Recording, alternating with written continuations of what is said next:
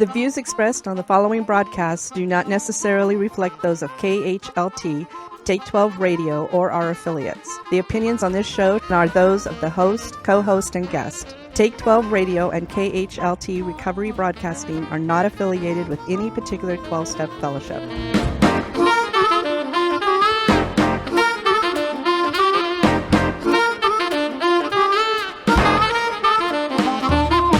What kind of a show are you guys putting on here today? Get ready for a no-nonsense approach to recovery. It's that guy who's living the dream rather than dreaming of living. You know him as the Addiction Doctor. Now, here's the Monty Man to introduce Dr. Rob Kelly on this episode of Take 12 Recovery Radio's The Rob Kelly Hour.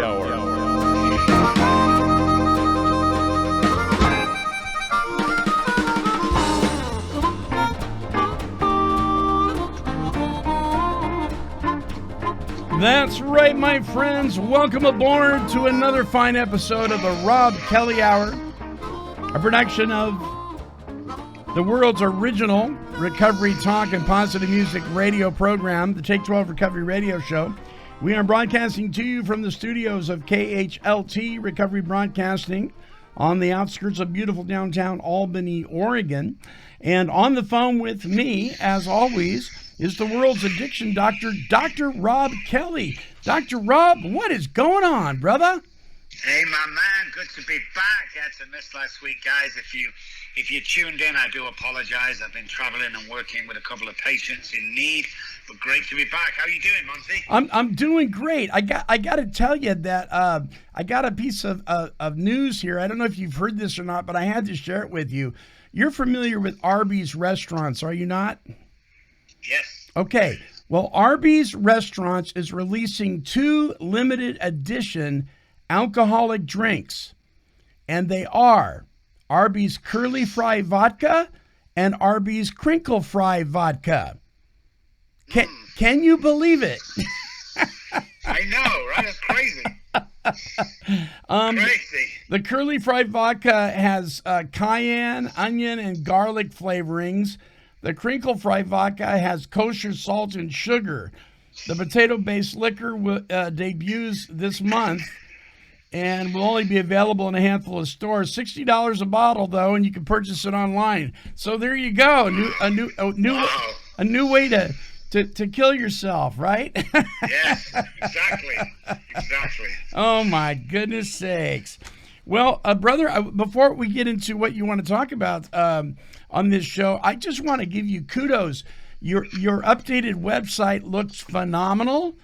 I encourage all you listeners to visit robkelly.com and check out his website. There's just loads of information there. Click on the podcast link, and there you will find a lot of Dr. Rob's podcast, as well as interviews from other podcasts, including our own.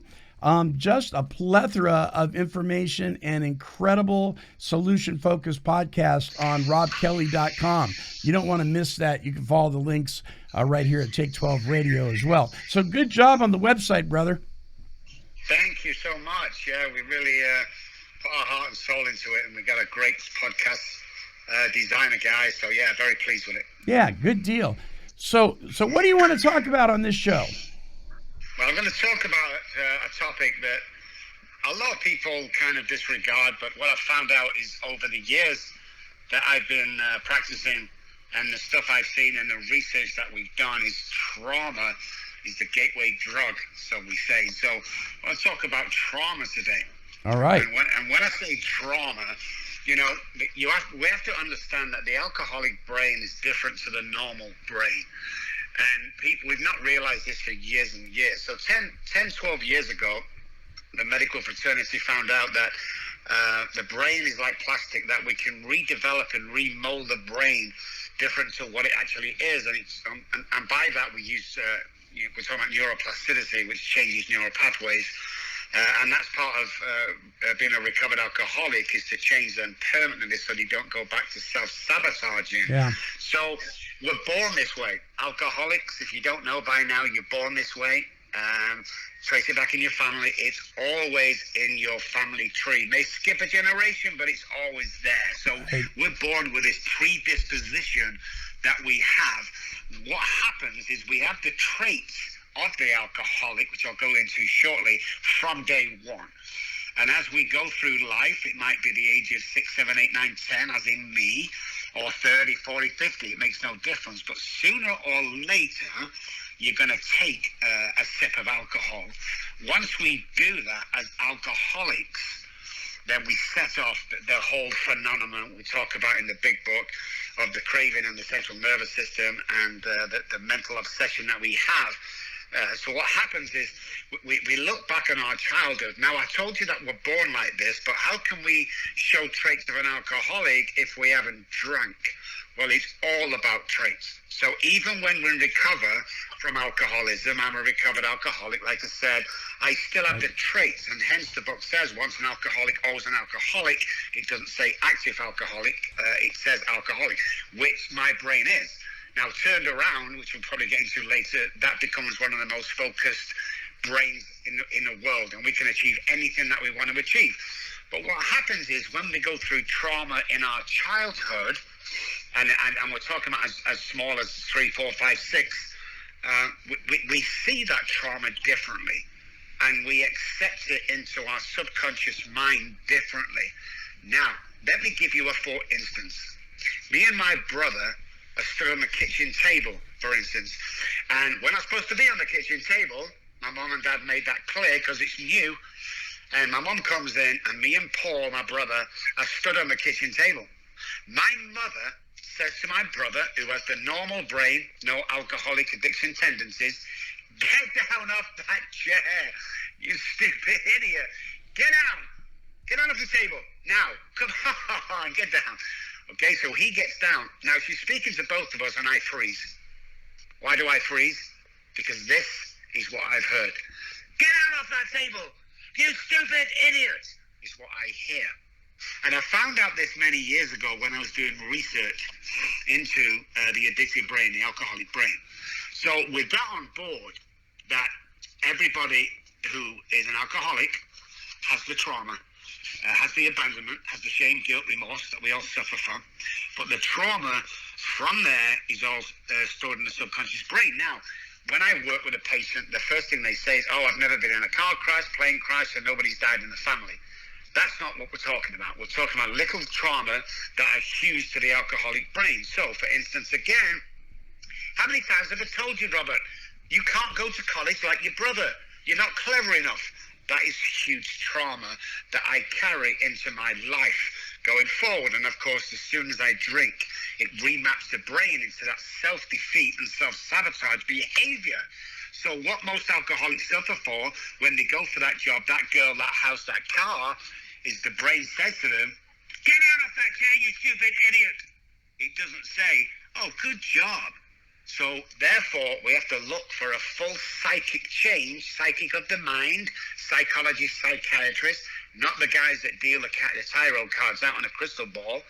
A psychic change, a change of mind, a change of neural pathways. And then also we have to look at the trauma itself. We have to go back to what we call the scene of the crime.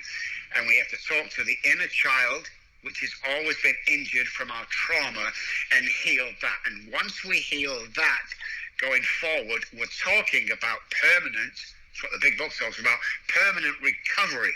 Because I ask my friends all the time, "How long will you be sober?" They go, "I'll be sober for the rest of my life." Well, surely it's one day at a time. No, that's nothing to do with alcohol. That's living in the day, not even an AA thing. Yes. It's living in the day. That's right. If I do today what I did yesterday, I'm going to be sober. There's no two ways about it. But if I get selfishness, because the book never says that alcohol kills us. It says selfishness kills us. Because before my drink on the Monday, Thursday and Friday, I've been selfish, irritable, disconcerted, whatever the people get when they're going through life. Not even AA guys, just normally get irritable. That's when the relapse starts. So the relapse starts on the Thursday and Friday as I drink on the Monday. And most people are concentrating on the alcohol. Why did you drink on Monday? Why are you asking an alcoholic that? He doesn't know. An alcoholic will never give you one solid reason why he drank. He'll come up with 1,000 excuses, but he can't. And the reason why he can't is because of the hypothalamus at the end of and part of the subconscious brain that lie to us. So what I'm hearing you say is that the alcoholic, before he ever takes his first drink, already processes outside stimuli different than the non-alcoholic. Correct. Thank you. That you put it better than I did. That is so true, and that's what the medical fraternity can't really get their head round yet. Right. My research has been put forward, but they're not accepting it yet, and that's okay. I just know from our research that's what happened. And the other myth, there's a couple of myths around with alcohol. It kills brain cells. That's not true. That's just not true. So forget about that. It doesn't even work. And that we're allergic to alcohol. We're actually allergic to the ethanol in alcohol, the alcohol itself. So, yeah, that's exactly what it is. And it changes and remaps our behavior and brain. And then the self-sabotaging, never amount to anything. Everything we do will fail because we've talked ourselves out of it with our internal dialogue. What about that for the topic? Wow, that's powerful. That's powerful stuff. Now, you know, some of the skeptics that are listening right now are saying, yeah, but aren't you just making excuses for the alcoholic behavior? Isn't this just all psychobabble that people can hide behind their behavior? What do you say to them? There's a huge difference between the alcoholic brain and the heavy drinker or abuser of alcohol or drugs or behavioral. First of all, I have a biochemical disease. A biochemical disease. This is not somebody bad trying to be good. This is someone who's sick trying to get well. Yeah. And you wouldn't go and ask an Alzheimer's person, why the hell can't you remember? It's really important. That's just stupid. You're just saying you can't remember because you're not getting in trouble. It's silly. That kind of thinking, as me and you know, Monty, needs to stop. Them doubters, them people that just think, you know, it's just a matter of willpower. Mm-hmm. Well, if it was a matter of willpower, I'd be living with my kids today, believe me. And if there's one person in the world, because you know how aggressive I get about this topic and this sobriety, Monty, I would be that guy, believe me. So I knew it was something that I couldn't help. So, but again, you've got to look at the heavy drinker or the abuser of alcohol. Someone who abuses alcohol, their behavior shouldn't be tolerated. But an alcoholic, once I take the first drink, I can't stop. And I have to drink till oblivion. And I probably have to go into hospital or detox or treatment to stop drinking. The real alcoholic the book talks about, it's not just some excuse. It's biochemical. So therefore, it's neuroscience, actual reports and confirmation that this is what happens to the alcoholic. And I'm so glad it does, because I used to get on to just stop for your kids, Rob. And right. I tried so many times, but I didn't. I'm sat in an AA meeting and listen to war stories for 90 minutes in the UK, just to keep me sober. So I knew there were more. And you know my story of the streets and losing everything. And, you know, the only reason why I do this today, I could retire today and walk away and say, you know, but you're all, and just leave it. But I've worked so hard over the last 20 years, 15 of them in America, to prove and test these theories, because I don't want other people and other families, because it is a family disease. Don't let anybody tell you different out there, guys. If a patient comes to me, we work with anybody over the 18 in the house, and if they don't agree with that, we refuse to work with the patient. You know, it is as simple as that. The trauma in the house. There is no difference. And I don't mean any disrespect to our soldiers. God bless you. Thank you for your service. But there is no difference with the housewife, where the husband's coming home most days drunk, and the PTSD she suffers from that, and the PTSD that people come home from war zones with. The brain doesn't know the difference. Both are walking around on eggshells. Gotcha. Both no idea when it's going to blow up and kick off, and both don't know the idea where they're going to live through that day. Yeah. So it's trauma all the way. We have to look at the trauma. So we talk about, you and I talk a lot about neurotransmitters and developing new neural pathways. So can this happen in reverse? I mean, you've got, let's say you've got the husband who is the active alcoholic, and maybe when they first got married, that wasn't the case. Something happens and he falls into these behaviors, and the family life is just wrecked. can the wife actually develop DNA that is actually detrimental? Can it go the other way instead of improving but getting worse, just from the experience of being with her husband? I don't know whether the DNA will change, but the behaviors and the zone in the brain, partly the hypothalamus, will go into what's called a high state all the time. So anything, unless it's brain damage, of course, anything can be reversed when it comes to trauma. Anything can be reversed. It just takes time.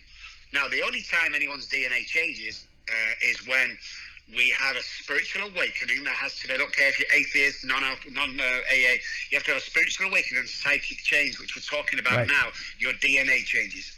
So for those skeptics out there, I'm going to say this again. Once we have the spiritual awakening and psychic change, our DNA changes. It changes slightly. It's not a huge change, but it changes enough that we can record it. Why is that important, people ask me?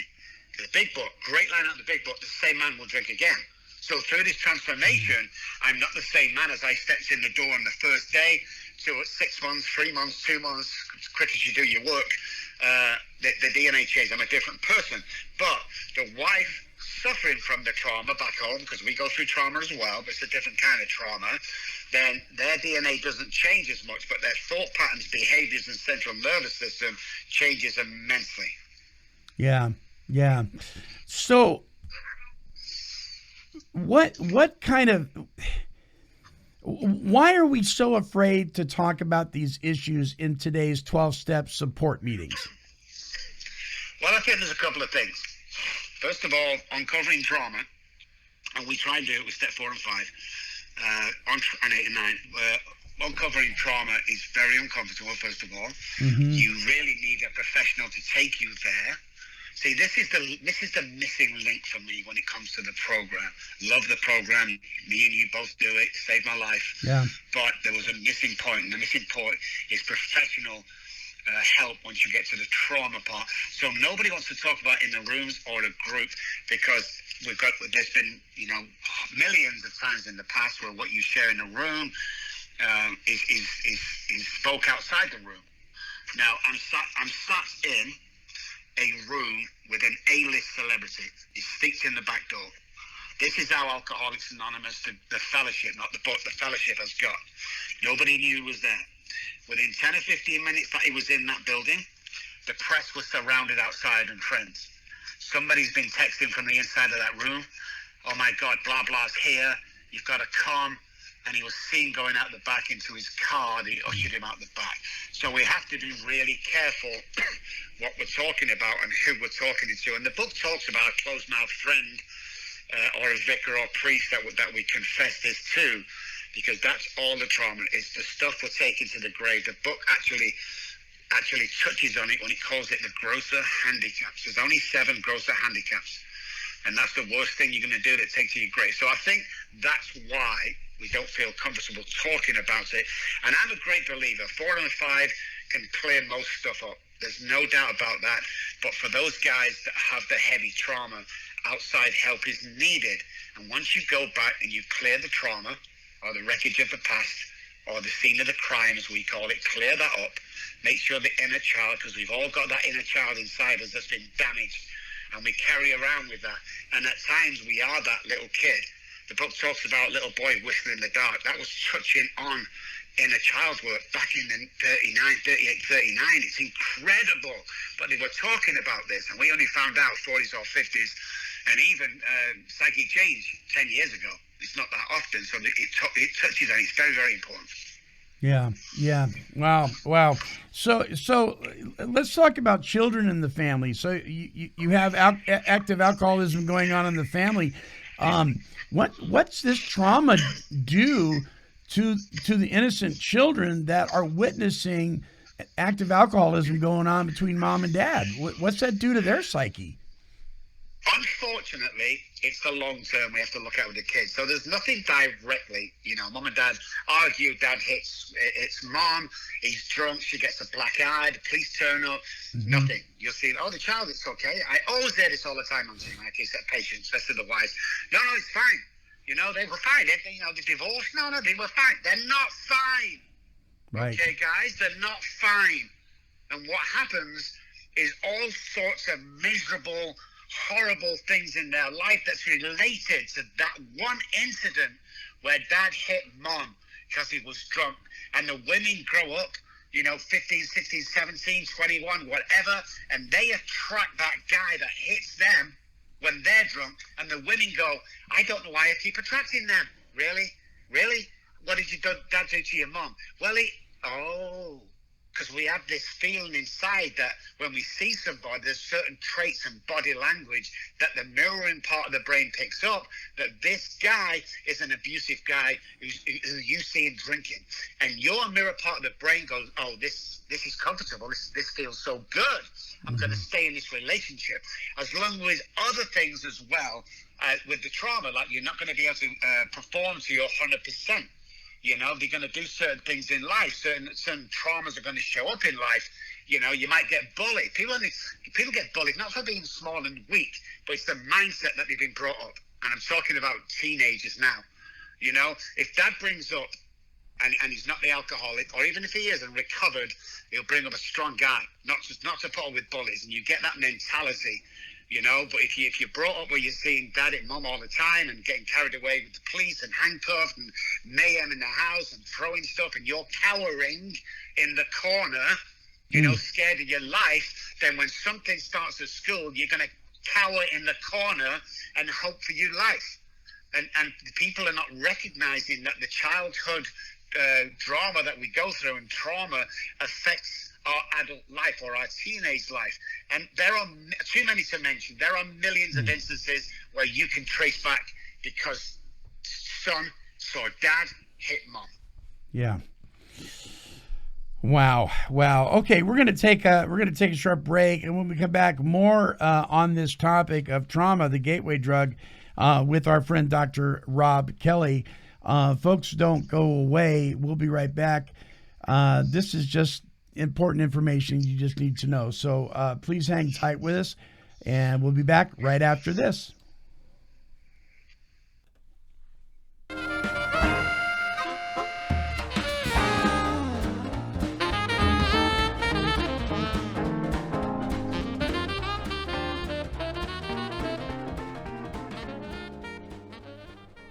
Founded by a father and son in addiction recovery, Exact Nature's all-natural CBD products are specially formulated to help you face the exceptional challenges of recovery, be it addictive cravings, depression, anxiety, or improving sleep. Learn more at exactnature.com. Hey everybody, it's the holiday season. It is upon us. Exact Nature Products makes a great gift for those friends and family dealing with detox and cravings. If you'd like to get 20% off your order, a holiday special from us here at Take 12 Recovery Radio, go to exactnature.com, and when you place your order, type Take 12 in the discount code. Hi, this is Amanda Broadway, and in Florida, we listen to Take12Radio.com.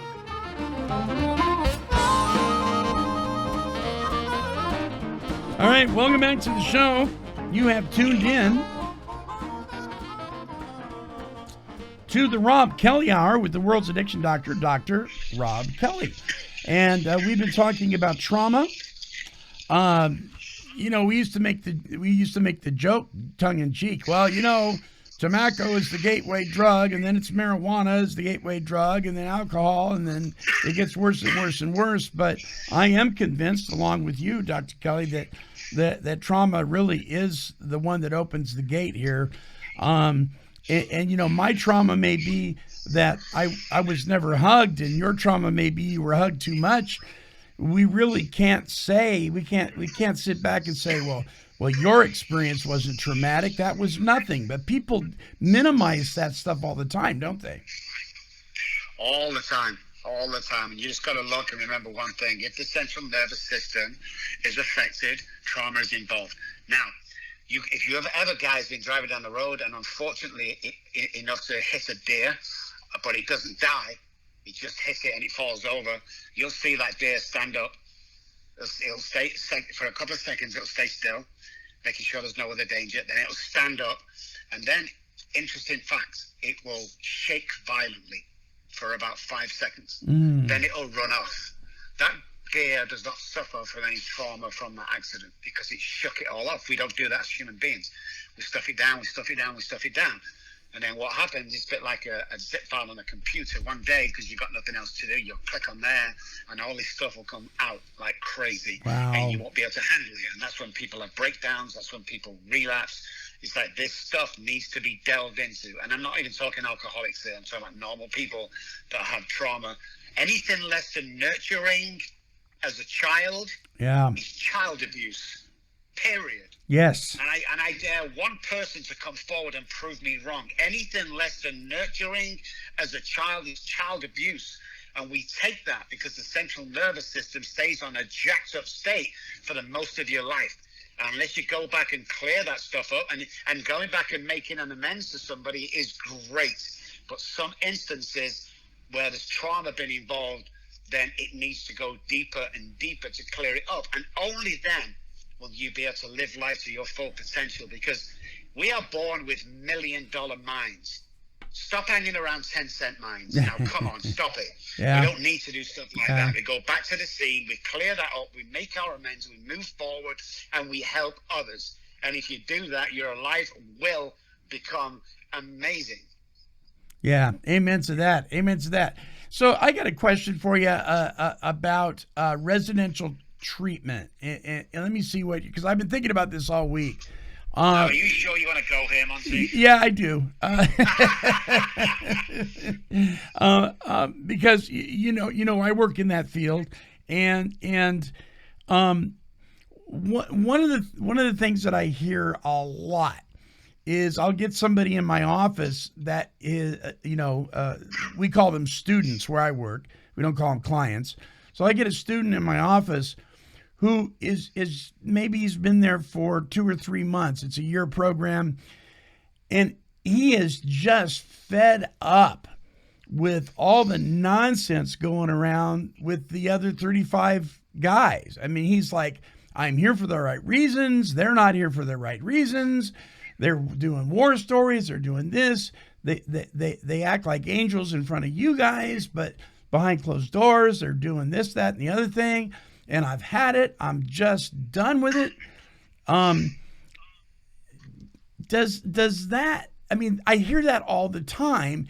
And what I also hear is the experience of trauma in the guy's life, because this stuff is affecting him in a way that is just setting him off to the point where he's ready to take off and just leave. Right? I mean, there something is going on. When other people's behavior pushes our buttons to the point where we become destructive, right? And we go back out and do what we know. What do we tell a guy like that? Well, first of all, he wasn't listened to as a child. That's the first, from what you've told me just there in that small, brief description. Mm-hmm. He wasn't listened to as a child. So what happens is we let other people affect how we feel and what we say.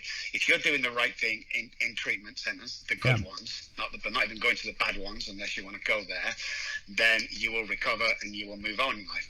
Because everyone's not there for the same reason as you are. All you're meant to do is lead. Recover and lead. Yes. But when you go back to the child there, everyone else around him that's telling him what to do, he's been taught to run. Because when he says something, he's made you feel stupid and less than. And that's the trauma that he's carried into this life. So it's not so much on the other person, it's much on him. Yes. What he's been through. If he would have been listened to as a child, oh, what a great idea, Johnny, we'll try that, thank you. Then he wouldn't be in that state. So he's in a dangerous state when it comes to psychological effect from the childhood, and he needs to do some work around that, because and a great line tied to the book, Wife or No Wife, Job or No Job. It's the same thing with psychology work. It's like you can't be affected by outside opinions, because it will affect you, and then your internal dialogue will start, and once that's negative dialogue, you will relapse. But of course, you do much more damage to the subconscious brain and the central nervous system, because we can talk ourselves out of anything. That's why we do a step 4, we write it down. Yeah. because it was up to us to think about it. That's okay. Well, I kind of dealt with that. I don't have to put it down. You know, it's not your choice to see if it's harmful or not. And I think these guys, a lot of treatment centers are there because the parents have sent them. They're there because they're not fitting in life, because they're rebellious. And I also find as well with teenagers that most of them, when you get to talk to them, are pretty smart. And what's happened is they've gone through the normal school system, and they're too clever. They're years ahead what they're teaching, so they get bored, and then they start causing trouble, because now all the other kids are getting the questions right, but he knows the questions off the top of his head. Yeah. So he starts to act out, so he gets attention. Because the other, good job, Johnny, you got that word, yeah, good. And this guy's at the back starts to act out because he's bored. It's not that he's stupid, it's that he's too advanced. And he knew this 5 or 6 years ago, so he doesn't partake, he gets bored. And then what we do is we point them out as the bad kids. There was an experiment done years and years ago, talk about the effect we have. And there was a scientific research lab back home in Manchester, and they walked into a school and they said to the headmaster, we'd like to do this test and we'll come back with the 3 most educated and talented people in your school. They were all 12-year-olds, and the headmaster agreed.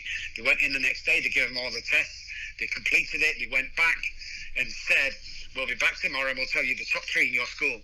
Next day they come back and he said, okay, it's Johnny. And they went, oh yeah, we can see that. And it's Susan. Susan? Yeah, Susan. Really? Oh, okay. And it's Johnny. Oh, what? Are you sure? That's it. The two took 3 favorite people likely to succeed. Absolutely going to be college, going to have, master's degrees. And they went back. And a year later, they visited back to school and said, how's our 3 guys doing? And the teacher went, absolutely amazing. You were right. I don't know how you know. Them tests must be amazing. And the lab said, actually, it wasn't a test. When we went home, we threw all the test papers away. But because we picked 3 people randomly out of your school, you started to act differently around them. Yeah. You started to believe in them. So therefore, they started to believe in themselves. You see what effect we have when we around other people that tell us and influence us? So going back to the trauma in the childhood, the kid you're talking about has never been listened to, and that's the way the brain has been developed. Yeah, because it's interesting. I watch these guys, and they'll form their little cliques, and you get 35 to 40 guys. You're going to have people kind of team up with each other. And the ones that do really well are the ones that are in these groups where they're encouraging each other, they're praying for each other, they're meeting together and talking about recovery, they're patting each other on the back. They're not doing war stories. They're lifting each other up. They're encouraging each other. And those are the ones that succeed. Look, show me your friends, I'll show you your future. That's what it comes down to. When I first came to America, I said to the people I was hanging around with, which is the only people I could find, they weren't really supportive, most of them were negative. I said to them, hey guys, I'm thinking of writing a book. And their reaction was, what? That's stupid. Why would you can't do that. You're not an author. Right. So I didn't write a book. When I come to San Antonio, I got a new set of friends, most of them recovered. And they said to me, hey guys, I'm thinking of writing a book. And this was their reaction. What? We thought you'd already wrote one. Wow, what a great, that would be I would buy that, Rob. So I wrote a book. So the people that encourage you around you will make you live, because we never see ourselves for who we are. This is the most upsetting thing that I've come across in life, is we never see ourselves, because we're never going to be tall enough, thin enough, blonde enough, or rich enough. We never think we're that guy when we are that guy, and most of my time with patients, it's trying to convince them who they really are and what people say. And if we could swap places for 5 minutes, I tell them, all your problems will be over. Because you don't see the adoration you get. You don't see how smart you are. You don't see that niche in the market of life that you hold. One guy we had could walk onto a stage and have 1,000 people in the palm of his hand within 30 seconds. He didn't think that was a gift. He thought everybody could do that. We need to know. So listen, guys, compliment 3 people every day. And if somebody does something nice, or even if they don't, thank them for it. Tell them how good they are. I was sat in a meeting the other day, and this guy, he's my sponsor, called Rick. He does everything for everybody. Sponsors a ton of guys through the Real program. And somebody was talking about it and said, I just want to talk about Rick and thank him for last night. He spent 5 hours with me, but I don't want to make his head big. And I'm like, really? Really? You can't even give them a compliment without giving them a smack followed behind it. How about thank you, Rick, for spending all that time for me? I feel fantastic. Because once you're recovered from alcoholism, there's no such thing as ego. It's confidence with you and God on the walk to do what you got to do. And most people get shouted down. Oh, Rob, listen, you're only on a pink cloud, Rob. Be careful. I've been on a pink cloud for 33 years. What next? What's next to come? I agree with you. Know, I like it. I agree with you. My sponsor used to say, there's nothing wrong with a pink cloud as long as you have a parachute. Exactly. Yeah. So why is it so uncomfortable for us to take compliments? It goes back again to the trauma, would you believe? Yeah. It's the trauma along, and as an alcoholic brain, we're trying to defend it because it feels very uncomfortable because it doesn't feel like us.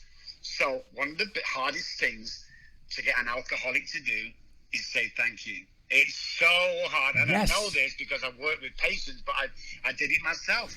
Even if I bought a new shirt, I'd go out and someone said, "Oh, nice shirt, Rob." "Oh, it's just something I threw on back of the cupboard." "Well, that's weird, Rob. It has a price tag on the back. It said you just bought it today." I'm always trying to rebuff away from it because I don't think I'm good enough. I don't think I deserve a compliment, and that's a trait of alcoholism. And all these traits, people come to me all the time. "Dr. Rob, if I could just stop drinking." I'm like, alcohol isn't your problem, buddy. Alcohol is not your problem. Mm-hmm. It's something you run to every time as a comfort blanket. And once alcohol touches our brain, wants more and more with the compulsion, and then the body gets sick and can't stop it. The alcohol is not your problem. Your problem is you, your self-confidence, your self-esteem, what you do in life, how you do it. You know, you might be working at a garage, selling cars or something at a showroom. There's no difference between you and the guy earning $1 million a year, the big company around the corner, CEO. There's no difference. The only difference is one, and that is that he believed he could do it, and you don't. When in real life, you can't. Mm-hmm. You can achieve anything you want to achieve, but you have to start doing self-love first. Nice jacket, Rob. "Oh, thank you." Done. And yes or no is a full enough answer. "Hey, Yeah. Rob, you coming to the thing tonight?" No, let me. Well, actually, my sister's dog. He knows another dog. Stop already. Stop. Yeah, the good book. Thank you. No. The good book says, "Let your yes be yes and your no be no." It's as simple as Yes. that. And it's where alcoholics want to compliment that flipping word all the time. Right. And you can talk an alcoholic who's still suffering into anything that you want to talk in because we are very manipulative. It's as simple as that. And part of the traits of the alcoholic, once we recover, is to get rid of that stuff and not use it to our advantage because the human mind is so vulnerable and gullible. When it comes, I could change somebody's mind within seconds and have no idea how I've done it because it's psychology and neuro-linguistic programming and a couple of other techniques that we use, So what we do is when patients come here who used to have money or never had money, what we do is we take them to the Porsche dealerships and I sit them in the Porsches. Then I take them to the $1 million houses because they'll be sat in them too when they work with me. So what happens to the brain is you go, "Oh yeah, I like this." So what happens when they start getting wealthy and succeeding in life, because they do, they find themselves, they can buy a Porsche and they go to the garage and they sit down in the Porsche and the brain says, "Wow, this is comfortable. We've been here before." It doesn't say, "Oh my God, I can't do this. I can't do this." And so the brain reacts that way. Wow, that's good stuff. So one of my pet peeves, talking about treatment, one of my pet peeves is treatment centers that only deal with the symptom and that's as far as they go, and then they wonder why there's a revolving door. Yes, and there is a big revolving door with most treatment centers that I've seen and don't work with. Then there's a bunch of great guys who don't. The family system has to be involved. The 5-year case management has to be involved. If somebody goes to a treatment to stop drinking, you're going to relapse. That's just the way it is. It's not the alcohol. Why are you concentrating on the alcohol? It's the disease, and the disease is part alcohol, but 90% not the alcohol. Mm-hmm. It's everything else we carry around. So it's a bit like me having chicken pox. As an adult, I could die. Okay, and people go, hey, I can see your chicken pox, Rob. I go, how do you know? You can see your spots. Well, actually, that's the symptom. I have a viral infection that could kill me as an adult. Can you imagine me going into hospital and the doctor saying, well, we're not going to touch the viral infection because that's not your problem, but we're going to give you cream every single day to try and get rid of those spots. Right. I'm still going to die. Right. I'm still going to die of chicken pox. Because you're just treating the symptom. That's what people are doing. Exactly. Yeah. You know, listen, if we just get rid of them spots, Rob, you'll be okay. No, I won't be okay. Same with alcoholism.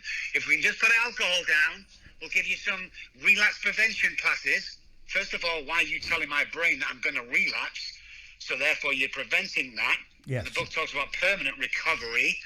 You know, it's like, it's crazy how people don't get it. But most of them are businesses. If they don't get repeat clients in, then they will go broke. Can you imagine every person that went into a treatment center and got well?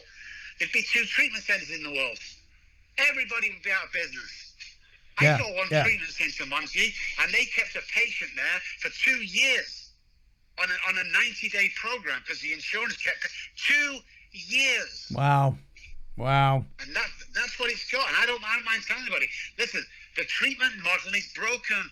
Yeah. It's been broken for 25 years, and nobody's doing anything about it. The success rate in treatment centers for the past 25 years has been 2 to 5%. Mm-hmm. Period. Mm-hmm. Why we go? Can you imagine, Monty? Listen, can you imagine you've got a heart problem, and the surgeon comes in and he said, "Look, here's the deal. I'm the heart surgeon. My success rate is 2 to 5%, but I'm sure it'll be okay." There's no way he's going to be my surgeon. Right. But yeah, people keep going back to these places, expecting a different result. That's the flipping definition of insanity. Yeah. But people think because what they don't know, and they look to their peers, you know, and it's just crazy. And this has been my fight all along when I came to America, is fighting against these people. But I don't fight anymore. You know, we ceased fighting everything and everyone many years ago. I stopped doing that because it's either here's my deal and you can understand it and know it works, or you can't. You know, we see parents where I work. We see parents and friends of and family that always have this attitude of here's my son. You know, I know that when he's done with your program, he'll be fixed. He'll come back and he'll be all better. And we tell our students, look at Adult and Teen Challenge is not going to cure you. This program isn't going to be the thing that saves you. Only a relationship with a power greater than you and a complete psychic change is what's going to fix this. We could sit here all day long and give you all sorts of tools, but that's not what's going to work. And there's this mentality that if you just do A, B, and C and be a good little boy, you know, your hands tied behind your back, and while you're in the program, it's going to behave. But what's going to happen when you go out into the real world? Well, your hand's going to do whatever it wants to do, because so many times we're not dealing with the core issues. And I hear this in 12-step meetings all the time. Just go to 90 meetings in 90 days. Don't drink in between meetings. So the focus is on the symptom again. Just don't drink. Just don't pick up. That's not the problem. No, and I think with you guys and us guys and some great treatment centers out there and speakers, slowly but surely the word's coming out. You know, that it's a Band-Aid. People have Band-Aids for something that's going to bleed to death. I know when I first came around and somebody in the program actually grabbed me for the first time, and I said to him, "It's not a race, is it, Johnny?" And he said, "Not a race. You have open heart surgery right now and you're bleeding to death, my good man." And I thought, wow, you know, but it really is. And we're not even going to talk about the fentanyl epidemic that's coming our way, the tsunami that's already started, which will kill more people than anything else before, with over 100,000 deaths already this year, you know, biggest it's ever been, and 90% of that is through fentanyl. So it's coming, and I just think that treatment centers need to look at themselves and go, hey, what's our success rate? They need to ask themselves, and they need to track them. That's why we do a 5-year case management with everybody. You need to track them and find out what you're doing wrong. Why are these people relapsing? Because they came to you for the answer. and they go away and relapse. Do you not take any responsibility for that, treatment centers? Because I do. But the people that relapses come to my program, I don't sleep at night.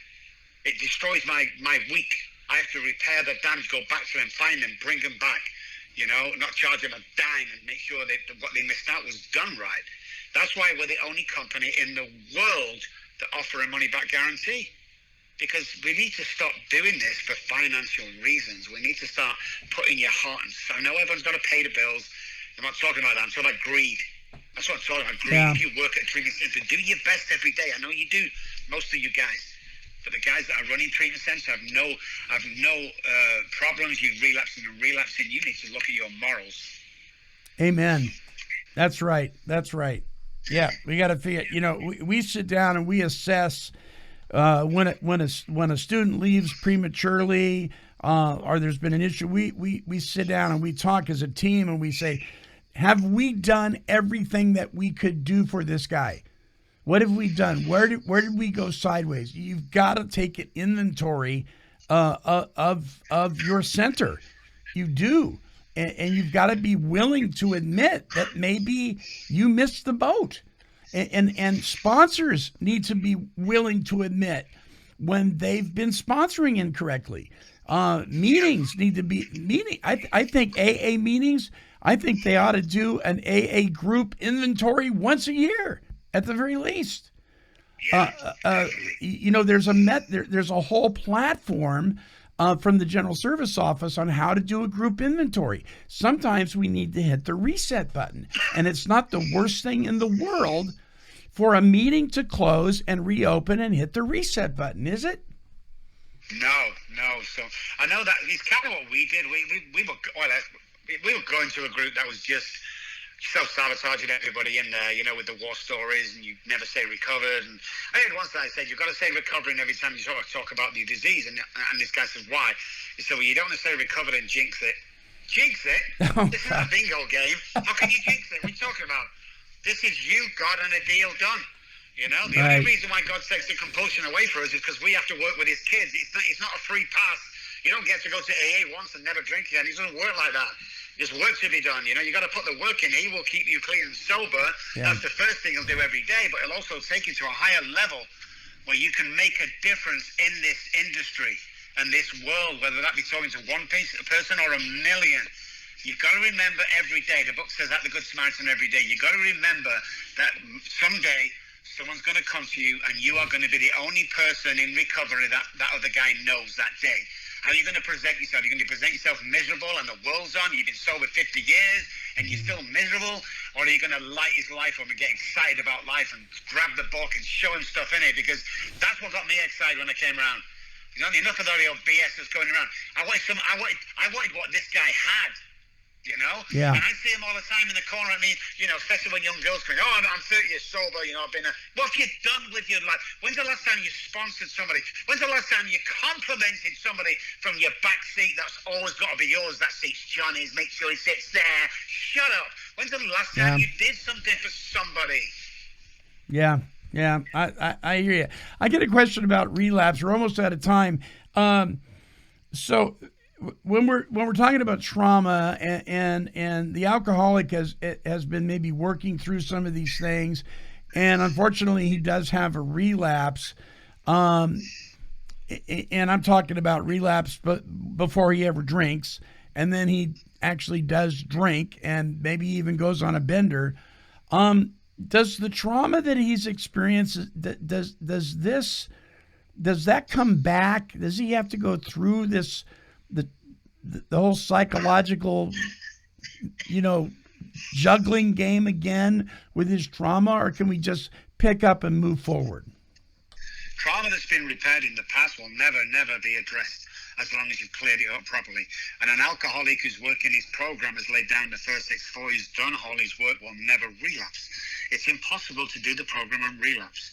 I mean, it really is. So if we've relapsed, it's because we haven't cleared something up. It's either a 4 or 5, or it's trauma deep you haven't done with a professional.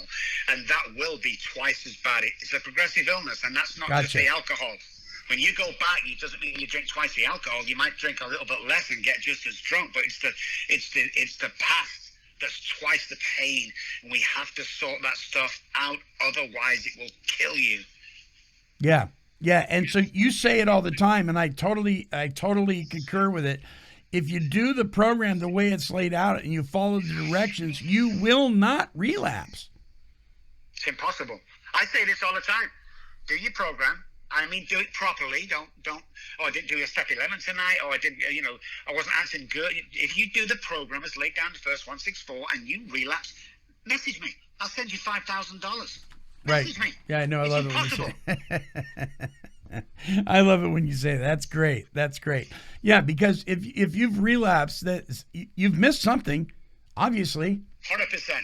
Yeah. 100% you've missed something. And I get it. I mean, I've been around for 30-odd years. I've worked with over 7,000 people. I've seen it all and done it all. And when you get somebody doing a step 4 and they're putting things down like stole $5 off my mum 10 years ago, that's not the stuff the book's talking about. And Right. You've done it 5 times with other sponsors. It's not what's keeping you sick. It's the trauma, the stuff that's hidden away. Because if you're doing the steps properly, and they're done very quickly, by the way, if you've got a sponsor once a month, fire him. If you're the real deal, and find somebody else. If you're going through your stuff and you get to the 4 and 5, and your sponsor sits opposite you and looks you in the eye and says, if you don't get this right, you will die. End of story. Mm-hmm. But they come back, they go, oh, actually, I missed this, I was too embarrassed. Too embarrassed? You nearly died. Yeah. What do you mean you're too embarrassed? Let's go and find a priest in the middle of nowhere and tell him. Because it never says tell your sponsor, it says tell someone. Right. ASAP, get it out. Because if you keep this stuff in, you're going to relapse. And there's a good chance you're going to die this time. Yeah. Yeah. Amen. Well, Dr. Kelly, another great episode of the Rob Kelly Hour. Any closing thoughts on trauma, the gateway drug? Yeah, guys, just be kind to yourself today and watch your internal dialogue, because that's all about the trauma. If you drop a pen on the floor, you're not a stupid idiot. Even if you laugh about it, start talking to yourself, because we don't speak to ourselves even the way we talk to our worst enemy. Start lifting, start believing, start telling yourself you can do something. If you drop a pen, just pick it up. It's no big deal. Amen to that. All right, Dr. Kelly, thank you so much once again. A powerful show. God bless you. I love your new website. Remember, folks, robkelly.com, or follow the links here at Take 12 Recovery Radio. God bless you, brother. Thank you so much, Monty. It's such great having you in my life. Thank you so much. All right, buddy. We'll talk to you next time. All right, our closing song this week is entitled Before the Miracle. It is by our good friend, Mr. Mike O'Brien. Here is Mike.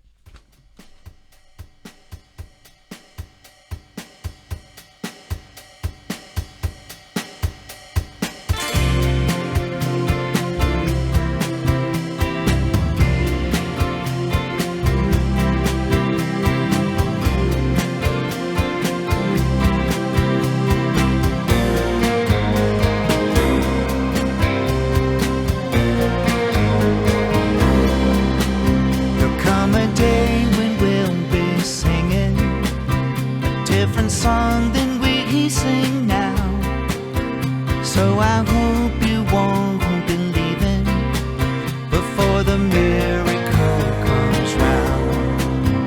And even though you can't believe it, feel the worst is yet to come.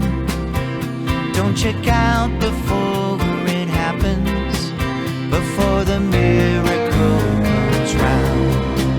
Before the miracle comes round. Welcome to dreamland, where nothing's left but more. A new day in dreamland you never bargained for.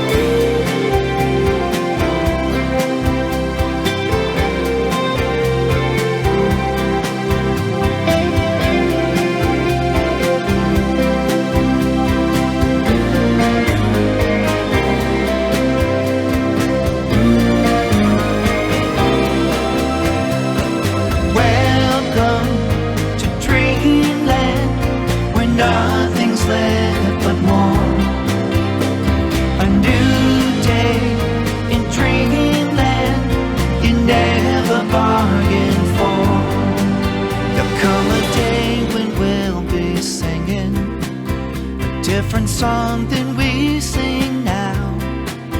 So I hope you won't be leaving before the miracle comes round. Before the miracle comes round. Before the miracle comes round. Before the miracle comes round.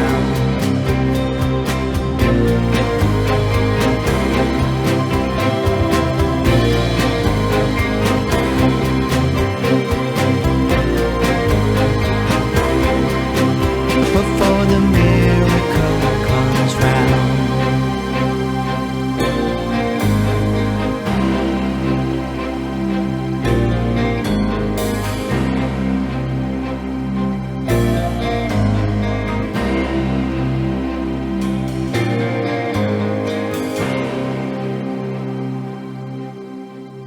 Mr. Mike O'Brien with his song Before the Miracle. For more of his music, visit him at reverbnation.com/Mike O'Brien. A very special thank you to my co-host for the Rob Kelly Hour, the world's addiction doctor, Dr. Rob Kelly. On this episode and production of the Take 12 Recovery radio shows, the Rob Kelly Hour. If you'd like to email us and comment on this show or any of our shows, email take12radio@comcast.net. That's TAKE, the number 12, radio@comcast.net. And until our next broadcast, this is the Monty Man along with Dr. Rob Kelly, and we are wishing God's perfect serenity for you. This has been a broadcast of Take 12 Recovery Radio and KHLT Recovery Broadcasting.